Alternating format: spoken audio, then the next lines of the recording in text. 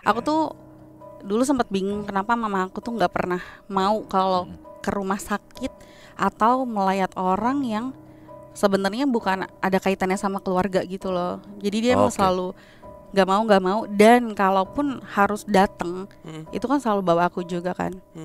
Itu mamaku selalu kesurupan. Iya, nggak jelas. Sampai waktu itu aku pernah di zaman sekolah nih, aku pulang sekolah kan sore, otomatis maghrib lah, di jalan mau ke rumah. Jalan ke rumah aku tuh ada kebun kosong, tuh ada beberapa kebun kosong. Pulang-pulang tuh aku kesurupan. Kesurupannya apa? Setan bencong. Aku ngerasain itu turun ke aku karena aku inget banget mama tuh selalu bilang, mama nggak mau ke rumah sakit karena mama takut ngelihat orang-orang yang kayak mau nggak ada gitu. Oh iya.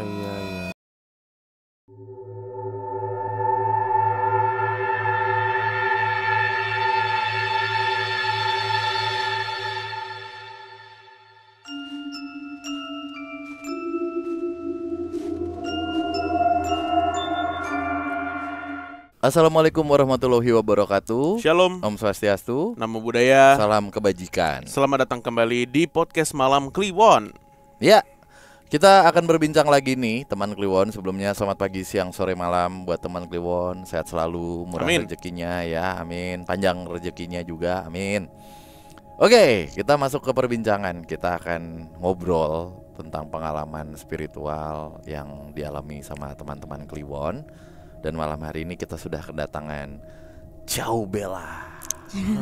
Ampun. Bella, ciao, Mbak Bella. Halo, selamat malam untuk Selamat datang, teman Mbak Bella. Kliwon. Mbak Bella ini kemarin DM kita seneng banget gitu akhirnya bisa cerita ya. Iya, Bareng ya. Udah lama ya. udah lama sih dengerin dari akhir 2021. Wah, terima kasih ya Mbak 4 ya. tahunan loh ya. Betul. Berarti ya. Mbak Bella juga punya usaha guys, parfum. Apa namanya? New Air by Xiaobel. Wah. Ntar itu dia. cek sendirilah di Iya, Instagramnya nanti Mbak kita Bella ya. kasih, gitu lah. Makasih. Jadi Mbak Bella ini punya pengalaman spiritual, pengalaman mistis yang kaitannya tuh masih ada hubungan dengan latar belakang ibu dan keluarganya ya. Iya, betul. Ibu punya semacam kemampuan gitu ya, diberikan kelebihan yang ternyata turun nih ke Mbak Bella juga. Betul ya? Betul. Oke. Silakan Mbak Bella. Anyway, sebelum ini kemampuannya sampai sekarang masih ada nih Mbak Bella. Masih. Sejauh ini sih masih. Oh, masih ya. Masih. Oke, siap. Aku baru tahu kalau ini. Oke. Siap, let's go. Oke, perkenalkan aku Bella. Aku teman Kliwon ya. Di sini aku mau cerita pengalaman pribadi aku. Tapi aku ceritain dari awal dulu ya. Jadi ini backgroundnya benar kata Bang Danu, kalau ini dari keluarga mamaku. Jadi keluarga mamaku tuh mayoritas perempuan. Mungkin dulu aku kecil tuh aku nggak ngerti ini apa sih gitu, nggak tahu kesurupan itu apa segala macem. Tapi untuk pertama kalinya aku bisa ngelihat makhluk lain ya selain manusia gitu, selain hewan, yaitu waktu itu jadi ada adiknya mamaku kesurupan, tapi itu cukup parah karena setelah kejadian itu bener-bener di sininya tuh memar kayak orang dicekek. Jadi Ini kayak tante ada jadi berarti ya? Betul. Tante ya, oke. Tante aku. Jadi waktu lagi rame banget di rumah, aku sama adik aku kan masih kecil ya, kebetulan kayaknya masih SD lah, kelas 4 SD. Disuruh untuk stay di ruang tamu. Karena emang nggak boleh ngelihat si kejadian itu karena emang parah, yang teriak, yang nangis, yang apa. Tapi waktu aku dipindahin ke ruang tamu, aku didudukin. Nah, saat aku duduk tuh aku kayak ngambang duduknya. Kayak bukan duduk, kayak lagi dipangku. Oh, Kayak lagi rasanya dipangku. gitu. Rasanya kayak dipangku. Terus kemudian aku lihat ada sesuatu yang masuk ke dalam boneka. Zaman dulu tuh aku punya boneka monyet yang kecil yang kurus. Ada, kalau nggak salah aku masih ada fotonya, nanti aku kasih lihat. Jadi masuk ke dalam matanya si monyet itu. Oke. Selama proses terjadi, dan akhirnya setelah waktu yang cukup lama, kurang lebih sampai jam 11 malam lah, dari maghrib itu baru selesai. Di situ aku pikir oh ya udah nggak ada apa-apa gitu. Nah aku ngelihat mama aku, dan emang sering nih mama aku kan suka ya berkomplot lah sama adik-adiknya ngebahas ini itu karena kan berkomplot. Ngariung. iya kayak gitu. Ngumpul. Karena beneran sumpah nggak tahu kenapa emang di keluarga aku nih kayak sering banget dikerjain orang gitu, ngerti gak sih? Dari keluarga nih, keluarga dari lain ibu atau keluarga kamu? Satu beneran keluarga inti aku. Oh. Iya, jadi sering banget tuh yang inilah dikerjain inilah, nggak ngerti lah aku apa. Ini di mana sih Kak kalau boleh tahu? Apanya? Kejadiannya ini di mana? Di Jatiwaringin. Oh, bukan di kampung, bukan di Enggak, apa gitu. di Jatiwaringin. Jatiwaringin tuh, Kalimalang situ. Iya. Di situ. Nah, sering berjalannya waktu, aku tuh dulu sempat bingung kenapa mama aku tuh nggak pernah mau kalau ke rumah sakit atau melayat orang yang sebenarnya bukan ada kaitannya sama keluarga gitu loh. Jadi dia emang selalu nggak mau, dan kalaupun harus datang itu kan selalu bawa aku juga kan. Itu mamaku selalu kesurupan, bener-bener kesurupan. Lagi melayat nih, heboh lagi rame, dimasukin ke kamar lah apalah segala macam ini itu. Nah di situ aku sempat dengar kayak ya udah sih Ce, kan mamaku kan dipanggilnya Ance. Ya udah sih Ce, katanya terima aja, karena mereka tuh punya ada kayak guru spiritual lah ya. Dibilang kalau si mama aku ini tuh, lu mau gak kayak gini-gini, maksudnya mau bener-bener lu jadi orang bisa gitu, bisa ngobatin orang, bisa maksudnya. Betul, mendalami gitu. Tapi mama aku gak mau karena dibilangin kalau usianya belum 40 tahun apa, itu kan masih tetap goyah, gak bisa jejak gitu. Jadi bisa jadi gila kalau misalkan emang dianya nggak kuat, karena kan kaitannya sama hal-hal yang kayak gitu terus.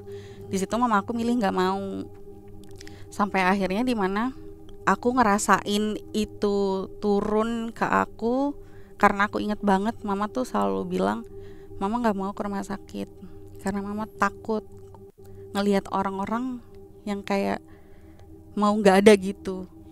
Oh iya. Jadi selalu punya ketakutan sendiri. Kalau dia maksain kayak misalkan ada keluarga atau saudara yang sakit, pasti pulangnya dia juga ikut sakit. Kayak gitu. Oke. Menurut penglihatan Mama, apa yang dilihat? Maksudnya takut kan berarti melihat kan? Ya, udah pernah nanya belum ke Mama? Ya makhluk-makhluk itu sama orang yang dia ngelihat nih, ini orang ini misalnya sakit. Waktu itu dia pernah cerita, jadi memang lagi jenguk saudara aku nih. Kan kalau misalkan bukan yang kamar isinya sendiri tuh yang 3 ranjang atau bahkan 6, dia itu ngelihat si orang ini sama si rohnya. Kayak gitu. Ada 2 berarti. Iya. Jadi di situ kayak ya udah nih orang ini udah mau nggak ada gitu, karena udah kelepas dari raganya ya, badannya. Itu yang Mama lihat. Yang melihat kayak gitu. Nah, ya seiring berjalannya waktu aku juga tumbuh dewasa, aku baru tahu dan ngerasa kalau ini turun ke aku. Jadi itu kejadian pertama kalinya ya, aku ngucap. Ada teman aku, kebetulan dulu kita sama-sama kerja di asuransi. Dia bilang papahnya sakit, dan kebetulan dia lagi video call. Terus aku bilang, bokap lo kenapa? Sakit katanya. Lupa dia, aku sakit pokoknya udah komplikasi. Aku bilang, aduh kayak ini gak lama deh. Aduh ini kayaknya udah gak lama lagi. Cuma aku emang gak ngomong langsung ke dia, karena kan itu sensitif banget ya. Karena untuk sebagian orang, emang lo siapa gitu kan. Iya betul. Jangan begitu juga sebenarnya. Iya. Terus 2 hari kayaknya, di 2 hari kemudian dia update ke aku, ih bokap gue udah sembuh. Bokap gue udah sembuh, minta makan rendang kata dia. Udah dikasih makan tuh, dia suka banget kan sama rendang gini-gini. Oh ya udah syukur, alhamdulillah kalau emang udah sembuh. Senang dong, berarti udah cuma angin lalu aja. Tapi nggak lama kemudian bokapnya meninggal. Di situ tuh aku, aduh. Tapi karena aku nggak bersinggungan langsung sama bokapnya, jadi rasanya tuh nggak gimana-gimana, dan aku juga nggak yang terlalu gimana-gimana banget kan. Jauh kan. Terus betul. Kemudian yang paling epic itu sekitar tahun 2019 deh. 2019 ya, sebelum Covid. Sebelum Covid. Iya, 2018 atau 19. Jadi aku sempat interview kerja di salah satu perusahaan swasta lah di Jakarta Selatan. Aku ada sama cowok satu, namanya aku samarin aja kali ya. Iya, samarin aja. Brother lah, aku kelas brother. Jadi aku sama, gitu aja. aku sama brother ini tuh benar-benar kayak interview bareng, akhirnya jalan bareng lah ke kantor itu buat interview sama user ya, segala macem. Akhirnya kita keterima nih berdua, dan ternyata pas di sana di kantornya itu ada 4 orang, jadi total kita ber-6. Tapi dia laki-laki sendiri, yang lainnya itu cewek. Aku ceritain dulu ya tempat duduknya lah. Jadi ini si brother, ini ada Nina, ini ada Bella juga namanya. Oke. Di sini aku Bella, di sini ada namanya Lisna. Jadi bareng nih kita duduk. Aku kerja kayaknya hampir 1 tahun 4 bulan deh kayaknya, 1-4 bulanan. Tapi ketika udah 7 atau 8 bulan itu, si Nina ini kayak bilang ke aku, "Mih, kayaknya si brother nih mulutnya bau deh, bau banget nih, Nina pusing gitu. Padahal Nina udah pakai masker. Masa sih?" Itu kan juga sensitif kan. Aku juga mungkin nanya, nggak langsung, "Ih, mulut tuh bau banget," gitu kan, nggak enak juga. Cuma aku ngamatin emang perubahan postur tubuhnya dia tuh cukup drastis banget, dari yang tadinya agak gemuk tiba-tiba kurus. Nah terus udah kayak gitu banyak juga kan jadi gosip ya, namanya juga di kantor, itu dia mulutnya bau banget gini. Tapi emang nggak pernah ada yang ngomong langsung ke dia atau nanya. Nanya cuman, "Kak, lu sakit ya?" gitu. Dia cuma bilang, "Iya, sakit lambung." Sampai pada di mana aku ingat banget.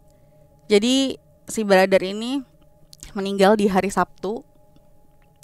Di hari Kamisnya ini aku baru datang pagi-pagi. Terus aku langsung kaget kan. Aku bilang nih ke si Lisna, aku panggil dia Momok kan. "Wah, aduh Mok, mukanya serem banget," gitu kan. "Mukanya serem banget. Itu bukan dia," aku bilang gitu. "Itu udah bukan dia. Itu kayaknya dia bentar lagi deh. Kayaknya dia gak bakal lama," aku bilang gitu kan. Terus aku akhirnya ada debat-debat kecil lah. "Lu ngomong jangan sembarangan ini lah." Ya karena menyangkut nyawa orang ya. Kan gak bisa juga kan.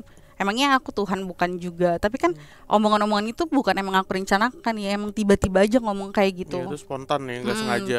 Betul, itu spontan. Akhirnya aku lagi ke toilet, si brother ini pindah tempat duduk di samping aku. Itu benar-benar aduh, udah rasanya tuh udah campur aduk tuh, udah segala macem lah pokoknya. Karena kan udah bukan dia banget, aku ngelihatnya tuh udah bukan dia gitu. Tapi orang-orang yang lihatnya biasa aja, cuma memang dia kurus, celong gitu. Udah kurus, udah celong, beda banget sih. Tapi yang kamu lihat lebih menyeramkan dari yang lebih orang-orang menyeramkan, lihat. lebih kayak ke tengkorak yang agak hitam tapi matanya putih, lebih ke kayak gitu. Nah ini sumpah, ini sih nggak tahu sedih atau gimana ya. Aku tanya sama dia, "Berat, lu sakit apa?" Dia ngomong gitu, "Udah nggak usah ngomong, chat aja." Akhirnya dia tulis, dia bilang, "Iya Mi, gue sakit," kata dia. "Gue sakit lambung." "Bohong, lo sakit ini ya paru-paru ya," aku bilang gitu. "Kok lu tahu Mi? Coba lu jawab dulu, iya apa enggak," aku bilang kan. "Iya Mi, gue sakit paru-paru," kata dia gitu. "Terus udah berobat belum? Udah cek reak belum?" Karena setahu aku kan kalau paru-paru kan harus cek reak ya. Terus dia juga harus konsumsi obat yang 6 bulan gak boleh ke skip sama sekali. Iya, gak boleh putus. Karena kalau putus dia harus ngulang lagi dari awal. Dia bilang belum. Aku bilang, "Gua gak bisa Mi," katanya, "izin kerja terus." Aku bilang, "Loh, lu beneran sakit, lu gak bohong?" Karena emang waktu itu tuh sempat kayak ada orang-orang yang meragukan gitu loh, karena dia jarang masuk. Sedangkan orang normal aja ngelihat dia tuh udah kacau banget, benar-benar udah gimana sih, parah banget lah pokoknya. Akhirnya aku bilang, "Ya udah, gue bantu izinin ya ke leader supaya lo bisa pulang. Simpen sisa tenaga lo buat nyokap lo, karena kan dia tinggal cuma berdua sama nyokapnya kan." Terus dia bilang, "Gak bisa Mi," katanya, "gue harus tetap kerja karena bla bla bla." Intinya ya kebutuhannya dia lah sama nyokapnya kan. Aku bilang, "Kalau lo kayak gini nanti tenaga lo habis, lo kenapa-kenapa gimana?" Aku bilang. Akhirnya aku izin ke tim leader, akhirnya diokein. Tapi dia pulangnya tuh after break. Jadi kita tuh break dulu. Jam 12 kita break, dia tetap di atas kan. Aku lagi makan di adalah tempat makan gitu, kayak mall yang ada tempat makannya di situ. Tiba-tiba dia ngechat, "Nih, titip ini dong lapis legit. Di mana gue cari lapis legit di sini? Kan aku mikir kan. Iya. Karena kan ini kan ada makan makanan yang junk food gitu. Tapi ada toko kue yang bareng-bareng mulu tuh, donat sama kue kan. Nah aku cari ada sisa satu. Akhirnya aku beli, aku naik ke atas nih. Terus dia bilang tolong potongin nih, kata dia gitu. Akhirnya udah aku potongin. Lo minum apa? Dia bilang mau air hangat. Aku ambilin lah air putih hangat. Dia makan kue itu. Terus dia pulang. Aku bilang yaudah hati-hati ya, aku bilang gitu kan. Karena kereta padat banget kan, karena dia rumahnya kan ke arah Serpong sana. Nanti kalau ada apa-apa chat aja. Tapi alhamdulillahnya di hari itu dia selamat sampai rumah. Sampai rumah itu dia ngepap. Nih gue udah sampai rumah ya. Itu dia ngepap tuh kayak mungkin dia pegang HP udah gak kuat apa gimana. Itu tuh goyang banget, itu yang kelihatan cuma matanya doang. Oh, blur gitu. Blur. Selfie-nya blur. Aku bilang, aduh serem banget gitu kan. Aku bilang, oh ya udah lu istirahat ya. Besok jangan lupa ke puskesmas sama berjemur, aku bilang. Karena itu emang harus berjemur, bagus berjemur kena matahari. Sama lo bilang aja nyokap lo beliin ekstra kulit manggis, itu bagus katanya. Itu di hari Jumat. Nah setelah dia dari puskesmas, dia fotoin tuh hasil reaknya, emang dia positif. Dan dia juga dikasih obat yang selama 6 bulan itu. Karena dia bilang tuh udah rada akut. Karena emang udah ngabisin badannya dia banget. Itu hari Jumat. Pas Sabtunya dia gak ada kabar sama sekali tuh dari pagi. Itu aku inget banget, aku lagi makan soto di Otista sama temen aku. Enak nih makan soto kan. Tiba-tiba ada chat si brother ini. Ada yang ngechat tuh. Siapa? Si brother katanya. Pas aku baca, itu bener-bener innalillahi wa inna ilaihi rajiun. Fotonya dia udah dikafanin. Jadi hari Sabtu itu dia udah meninggal. Sampai aku tuh lagi makan soto, itu handphone, sendok tuh kelempar. Langsung sehisterisnya. Langsung aku bilang, gue mau pulang. Aku bilang gitu, gue mau pulang. Gue nggak bisa di sini, aku bilang gitu. Udah aku pulang. Pas aku pulang tuh kayak nangis terus kan, udah nggak kuat nih. Aku bilang nggak bisa kayak gini. Di situ aku udah cukup depres juga sih. Kayak nangis mulu, nggak mau ketemu sama orang. Karena kan ini kejadian kedua aku kan kayak gitu. Ngalamin kayak, aduh apa sih gitu, gue ngomong apa sih, gue gak bisa kayak gitu. Nah kejadian yang ketiga pun sama, itu kejadiannya sama om aku. Jadi aku udah lost contact sama om aku nih kurang lebih 3 atau 4 tahun. Gak tahu kenapa tiba-tiba aku mimpi ada rumah di pinggir jalan, itu lagi rame orang gitu. Dan aku ingetin tuh kayaknya rumahnya dia nih. Akhirnya aku datanglah ke rumah om aku ini kan. Diinfoin bahwa si om ini lagi dirawat di rumah sakit Pasar Rebo. Aku datanglah nih akhirnya ke rumah sakit. Ternyata dia sakitnya apa coba? Paru-paru lagi. Dan itu dia dirawat, kalau nggak salah aku ingat banget, di lantai 7. Di lantai 7 itu khusus yang orang paru-paru ya. Jadi masuk situ tuh benar-benar harus maskeran. Nggak boleh banyak orang masuk. Di situ aku ngelihat, aduh, kayaknya nggak lama lagi nih orang gitu kan. So aku bilang, gimana ya? Tapi tau gak apa? Dia maunya dirawat sama aku. Akhirnya aku ngerawat dia sampai benar-benar dia nggak ada. Jadi ketika orang itu nggak ada di 2 kisah ini tuh, dia sama aku gitu, ngerti sih? Itu yang bikin aku kayak, wah parah. Karena aku sempat ke psikiater juga. Aku dibawa berobat juga kan. Dibawa ke ustadz, dibawa juga ke gereja juga malah. Karena aku nggak terima. Gue nggak mau kayak gini. Ini apa sih gitu? Ini apa sih? Gue nggak mau nih, ada apa di badan gue nggak suka kayak gini. Udah dibawa ke situ. Terakhir aku dibawa ke suhu. Suhu itu kayak suhu itu aku dibawa ke daerah Taman Palem. Di situ pas aku baru masuk si tempatnya suhu ini kan ada kayak tempat sembayangan dia tuh yang gede banget kan. Ada dewa-dewa segala macem. Pas aku baru datang, si suhunya bilang gini. Terus kata temen aku, kenapa? Ini si pahit lidah katanya.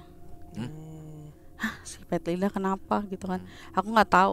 Nah dia mungkin niatnya mau ngobatin aku. Jadi dia ada buka kelapa, buka kelapa itu dia bakar kertas kuning. Dia bakar kertas kuning, dia masukin ke dalam air kelapa, terus dia iniin tangan dia gitu pakai darah dia, ditaruh juga ke air kelapa itu, terus aku suruh minum dalam 1 kali ini, nggak boleh kayak gitu 1 kali. Akhirnya di situ aku nggak tahu apa yang terjadi, tapi setelahnya katanya aku tuh benar-benar kemasukan parah sampai nari-nari, dan si suhunya itu sampai ketonjok di sininya. Ketonjok, benar-benar ketonjok. Sadar kali emang pengen. Gak tahu, aku juga bingung karena aku pas sadar tuh udah rame orang gitu kan. Sama ada yang video-videoin juga. Jadi si Su ini kan nggak kerja sendiri kan, dia ada kayak asisten-asistennya, ada timnya gitu. Nah dia ngerekamin, tapi sayangnya aku nggak minta rekamannya sih. Oh kamu sempet lihat tapi? Sempet lihat, ih ngeri banget aku bilang gitu kan. Ya si Su bilang ini sih yang ada di badan itu, yang ada di badan aku tuh datu gitu, datu gitu. Oh berarti sekarang sudah lepas nih? Belum, karena sampai sekarang masih tetap kayak gitu. Malah sekarang tuh malah makin parah. Kirain udah beres. Belum, sekarang tuh malah makin parah. Bahkan misalkan ada anggota keluarga aku yang mau atau lagi dikerjain sama orang itu, kadang-kadang suka mancing aku buat datang. Gimana tuh maksudnya? Jadi misalkan kayak ada tante aku nih, udah kurang lebih 1 bulanan sakit nggak sembuh-sembuh kan. Bel sini main ke rumah katanya gitu. Ngapain? Kata, udah sini main aja ngobrol-ngobrol. Tapi pas ngobrol itu aku dipancing terus tuh. Dipancing begini-begini, gue sakit gini bla bla bla bla. Sampai akhirnya aku nggak tahu apa yang terjadi lagi. Cuman aku ngerasain kayak gak enak lah gitu, karena pokoknya kalau aku mau ke masukan gitu pasti selalu nguap berat banget, nguap terus. Pas sadar tuh nih aku tuh lecet. Karena benturan gitu. Jadi katanya lagi, karena kan aku nggak sadar kan. Katanya waktu diajak ngobrol aku kemasukan, dan aku malah nyepil bener-bener orang yang ngerjain dia gitu. Oh, jadi mediator. Iya. Jadi mediator. Berarti tadi tuh kami mencerna nih mancing buat apa maksudnya nih? Buat nyembuhin kah? Buat ternyata buat pengen tahu siapa yang ngerjain. Gitu mungkin maksudnya ya. Karena si siapa tadi tante ya? Tante. Si tante udah tahu kayaknya nih sakitnya sakit dibuat-buat nih gitu. Maksudnya dibuat orang gitu. Terus manggil kamu biar kamu bisa kemasukan untuk nyepil siapa kira-kira nih gitu. Mungkin ya. Iya kayak gitu sih kurang lebih. Terus teman aku juga pernah ada kayak gitu case-nya. Sama mancing juga, ini gue kayak gini-gini. Udahlah jangan cerita mulu gitu kan. Gak bisa, gue gak mau gitu kan. Dipancing-pancing lagi akhirnya kemasukan juga. Baru tuh katanya dia lagi deket sama cowok. Nah cowoknya ini tuh gak mau pulang-pulang gitu loh. Apa tuh maksudnya? Keluarganya tuh nyariin, jadi kayak lagi bucin gitu, nggak mau pulang-pulang. Keluarganya nyariin, dan si keluarganya itu kayak minta tolong sama orang yang ngerti supaya bawa pulang anaknya nih, karena kan posisinya keluarganya nggak tahu anaknya ini selamat apa enggak, di mana, sehat gak kayak gitu. Nah, yang mungkin yang disuruh yang si makhluk itu yang disuruh jadinya nempel ke aku. Terus cuma ngomong pakai bahasa Sunda deh, bahasa Sundanya tuh lancar banget, yang intinya suruh pulang ke rumah gitu, pulang ke rumah. Dan lebih lucunya lagi, beberapa hari kemudian si cowok ini bilang, iya anjir nyokap gua katanya sampai minta tolong orang pinter buat bawa gua pulang. Sangkanya lagi dipelet kali. Iya. Sampai nggak pulang mah. Nah berarti yang seperti ini masih sering terjadi nih sekarang nih. Masih. Tanda-tanda berarti kita nggak bisa cerita horor yang kayak gini dong sebenarnya. Kalau misalnya kamu tiba-tiba ketempelan gitu atau gimana? Atau cerita-cerita yang seperti apa nih syaratnya supaya kamu menguap? Apa harus orang-orang yang berhubungan sama guna-guna baru kamu tiba-tiba jadi mediator? Spesifik nih guna-guna nih. Maksudnya yang ada urusannya diguna-guna sama orang gitu. Atau yang kayak gimana? Kalau aku sih sekarang lebih ke kayak gitu, tapi sebelumnya itu sembarangan. Jadi sembarangan itu dari dulu aku sering banget kesurupan sama hantu-hantu yang gak jelas gitu. Jadi dalam arti tapi Hantu nggak sumpah jelas. dulu aku zaman sekolah Hantu tidak ada yang jelas. iya nggak jelas sampai waktu itu aku pernah di zaman sekolah nih, aku pulang sekolah kan sore, otomatis maghrib lah, di jalan mau ke rumah. Jalan ke rumah aku tuh ada kebun kosong, tuh ada beberapa kebun kosong. Pulang-pulang tuh aku kesurupan. Kesurupannya apa? Setan bencong. Sumpah setan bencong. Bencong mah bukan nggak jelas.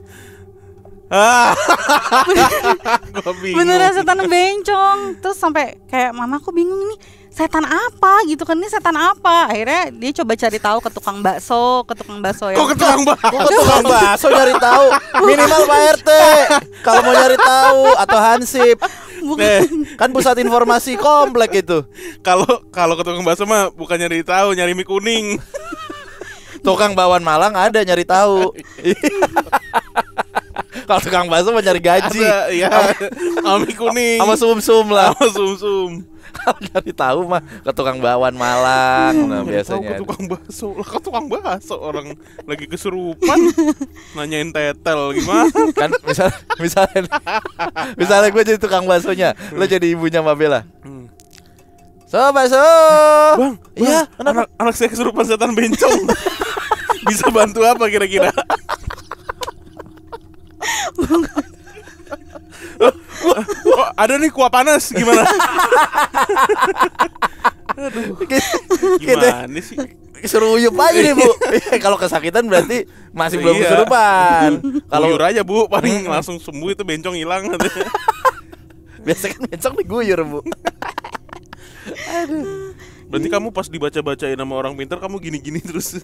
nggak Kayak tahu yang di video. katanya kayak gitu katanya. Gini-gini atau bacot. Diem nggak? Diem ya. Diem nggak? Jangan bacot. Setan bencong. Mulut lo lemes. Setan bencong lagi. Gimana sih? Hehehe. Semuanya. Lah, ini kenapa ini? Gitu. Kita kesurupan. Setan bencong.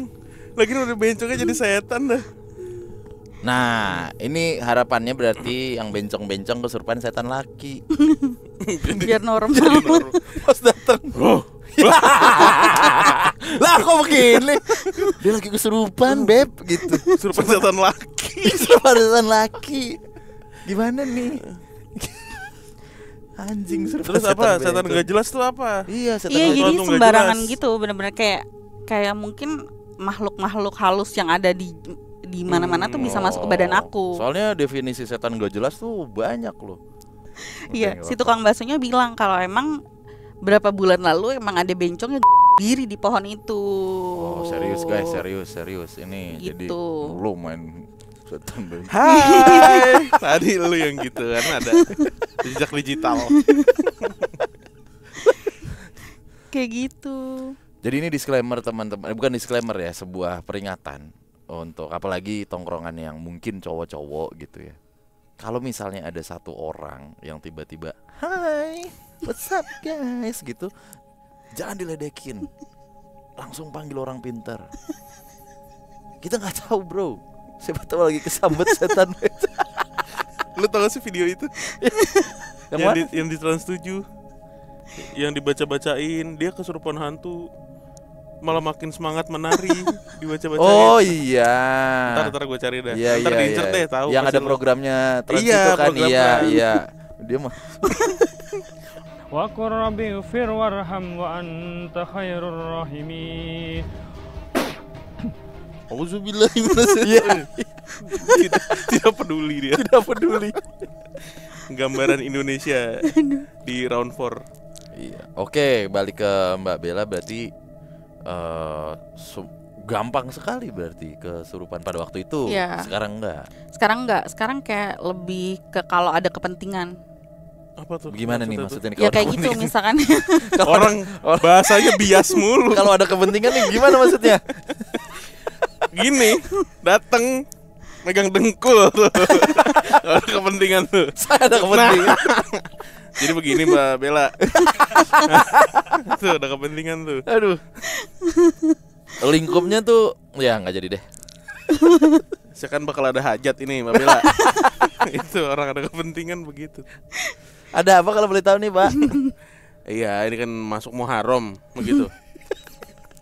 Kita kan ada kepentingan ini. Iya, kita bakal ada hajat. Lagian gimana sih? Keserupan kalau ada kepentingan tuh gimana Ya, maksudnya? coba dielaborasi boleh. Gimana? Iya, jadi kayak tadi gitu loh. Kalau misalkan ada yang diinin sama orang, jadi kayak lebih ke mediatornya dikerjain, gitu. Iya. Mediator. Kalau dulu kan bener-bener sembarangan kayak nongkrong di mana nih, ketawa gitu kan. Nanti di jalan pulang bisa kesurupannya yang ada di situ. Oh, langsung nempel gitu. Langsung ketempelan. Sering banget kayak gitu. Nah, yang tadi ketempelan bencong habis dari mana? Itu pulang sekolah maghrib lagi jalan yang sambil tadi soalnya ada nyanyi. diri ya, sorry. Iya, Ya, begitu. maghrib. Oke, Kayak tadi gitu. katanya on the way ke sini ini mual-mual. Itu kenapa tuh? Masuk angin kalau itu ya atau apa? Jadi pas aku info buat diundang ke sini tuh sampai detik ini tuh jadi tuh sering tiba-tiba Muntah. gak enak, muntahnya baru banget di sini. Kemarin nggak ada muntah, jadi nggak enak badan terus. Badan itu greges, padahal ya aktivitasnya sama aja. Kerja pulang, tapi badan tuh nggak enak banget gitu. Apa isi chattingan sama produser kami apa? Coba kami telisik dulu. Ini yang harus bisa bikin gak enak badan, ini bukan perkara diundang ke sini. Kami nggak mau yang undang ke sini, fine aja. Coba kita nanti off air deh. Saya curiga ini. Mas Ciko. Iya, Iya, tiba-tiba itu muntah tiba-tiba. begitu kan. Bukan kita masalah yang gimana ya. khawatir. Ini badan gak enak tuh dapat kalimat yang kurang pantas atau gimana gitu. Nanti Atau kita tiba-tiba muntah takutnya dikirimin selfie sama dia kan. Mbak Bella udah OTW belum? kayak Kurniawan tau apa? Supir lo nggak ada yang tahu nih orang ratusan ribu nggak ada yang tahu. Sudah, Pak. Habis nyuci mobil selfie. Kan tinggal mobilnya aja difotoin. Kenapa harus ada dia? Kenapa ada lu? Oke. Aneh. Ya udah. Ada lagi Mbak Bella? Banyak sih, tapi nantilah di episode selanjutnya karena Sebentar. Nih biasanya teman Kliwon, Mbak, mohon izin ya. Kalau ada kayak gini-gini bersedia nggak Mbak Bella? Ini kami jadinya memfasilitasi nih gitu. Dia Takutnya kayak minta tolong. iya, ntar. takutnya nanya ke kami gitu kontaknya Mbak Bella atau gimana gitu. Soalnya banyak teman Kliwon yang juga mungkin mendengar podcast di Spotify atau nonton di YouTube, orang-orang yang punya kemampuan lebih kayak Mbak Bella gitu minta bantuan nih teman Kliwon karena izin ya, mungkin ada keluarganya yang udah lama, minta tolong Mbak cari tahu siapa gitu, gimana Mbak? ya boleh aja sih, nggak apa-apa kalau buat bantu orang. Nah itu ya teman Kliwon ya. Jadi kan tadi udah di spill IG-nya. Belum ya, itu IG IG ininya jualan. IG jualan. Iya. DM aja ke IG jualan. Syaratnya beli parfum, ntar Nah. digituin. Itu aja ya. Gimana? Ya win-win. Tapi ini aku punya, ini benar-benar relate banget. Aku lupa ke skip tadi. Jadi setelah pulang dari si Suhu itu bilang ke teman aku, ini dia kalau nantinya nih dia bisa bantuin orang, bisa banyak bantu orang, dia bilang gitu. Lu sering aja katanya lu bilang nih ke teman lu sembayang, karena kan dia Buddha kan.